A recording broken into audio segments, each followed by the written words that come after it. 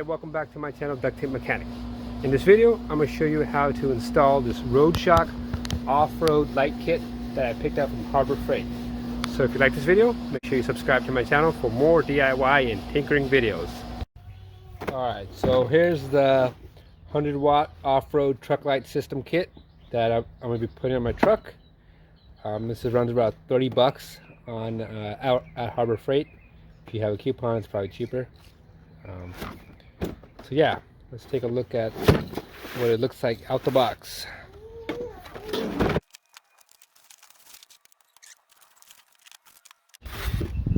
So that's pretty much all the stuff it has. It's got these lights right here. I really like the cage setup here. At least the way it looks. It's all plastic though, so it may look more aggressive than it can actually handle. But yeah, you got the two lights here. We got some zip ties and screws. We'll see about those. Some wiring. Okay, looks like there's a fuse here. And a switch. Alright, let's get to work. Alright, so the instructions call for drilling and to mount these lights, but found a cheaper alternative or a quicker alternative on Amazon. It's got this it's got license plate bull bar mount thingy. It's just a nice little looking bull bar. You just mount into where the license plate goes, and the license plate goes on top of that. You just mount the lights onto these holes right here. So it'll save me some time and make this whole process a lot easier. So I'm just gonna go with this route. I also like the look of this thing, so I just went with this way. Alright, so let's bolt the lights onto here first, then we'll worry about the wiring. Then we'll bolt this onto the car or the truck, then we'll do the wiring after that. Alright, let's do it.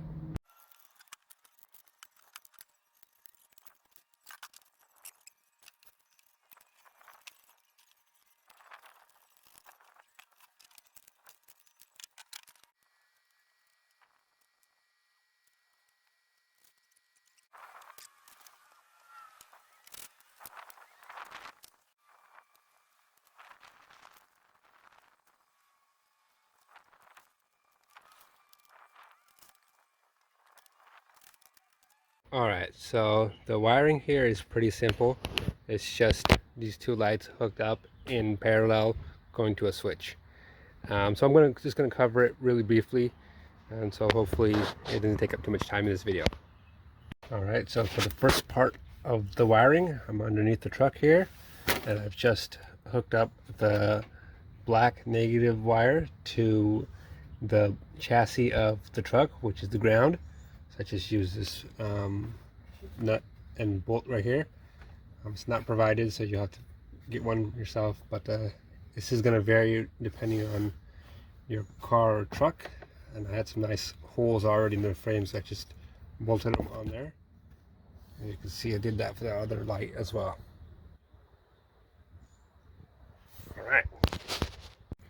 Alright, then we're just going to run the red wires into this Y connector here, then run that into the cabin of the truck. So yeah, here's that done. We got the red going to this Y connector here, so that hooks it up in parallel, and we're just gonna, it's got this insulation on it as well, so you don't have to worry about it touching up against any sort of metal. And yeah, just gonna run this one to the cabin. Alright, here's that wire from the lights into the cabin of the truck. Next, for this blue wire, we're going to hook one side to the battery. We'll do that at the end. And we're going to run the other side into the cabin of the truck, and it'll hook to the switch as well. So we're just going to run it in through that same hole in the firewall. Alright, so we got the blue wire in here as well. After that, I just wired up the switch. The kit comes with a black ground cable, but I noticed that it's just a little too short, and I don't have a ground next to close enough for that wire to work, so I just kind of made my own. Now this black ground cable is just for the little light inside this switch. So if you can't find a good ground, or you don't have the ability to make up your own wire, you don't have to even have this one plugged in, and your lights will still work. It's just that this little light inside here won't work. Anyways, so the black cable in the kit, you could just plug into the switch. Is terminal number 4. The blue, which represents the power coming from the battery, goes to terminal number 1. They're all labeled. And the red, which goes to lights, is terminal number 2. Yeah, so that's how you wire it up. So now I'm just going to slap it on to here and then clean up the wiring, and it should be pretty much done. As far as my ground goes, I needed it a little bit longer because that's where I found a good ground to be. So I'm just going to attach a ring connector to this and attach that to the ground. So I'll show you what all that looks like after it's all done. So just in case if you're curious, this is the ground that I had to use for my truck. So the black wire that comes with it wasn't nearly long enough. Anyways, I'm going to wire this back up into the switch, and before I do that, I'm going to protect it with some wire loom, and then after that I'm just going to tidy up the wiring, and that should be it, and then obviously hook it up to the battery.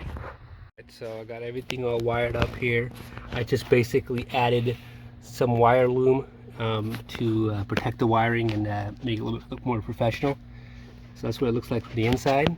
And if we come to the engine right here, we see that the loom goes into this cluster of wires. Those are all from different projects I've done on this truck, but basically then it just connects to this battery.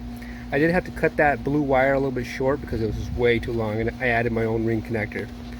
And I also added the loom to the underside of the truck, and you can see it in the back over here.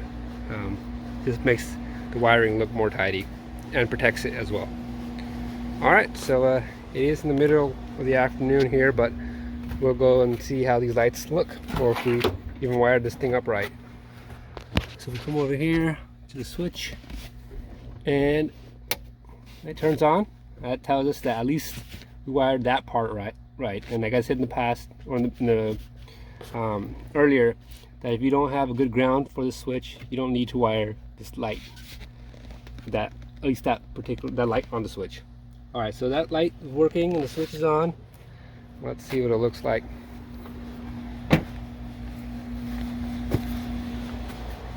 And voila, the lights are working just fine.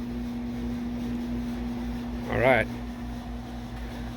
hopefully that video helps you make your truck look real cool.